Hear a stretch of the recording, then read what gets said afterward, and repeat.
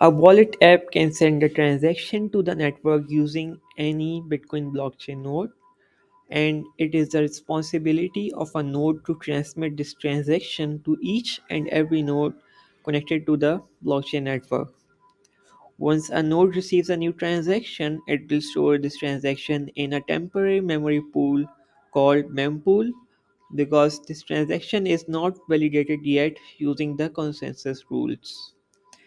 Now miner will take these transactions, create a block, and try to validate them using the consensus rules. Once transactions are validated by a successful miner, they will be stored inside the blockchain and they will be given a block height.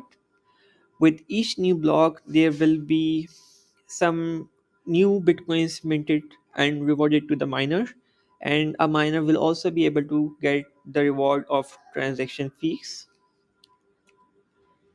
A transaction in the mempool has zero confirmations, or you can say they are zero blocks deep. As soon as a transaction is validated and stored inside the blockchain, it will have one confirmation, and then new blocks will be added on top of this transaction. So the number of confirmations will also increase.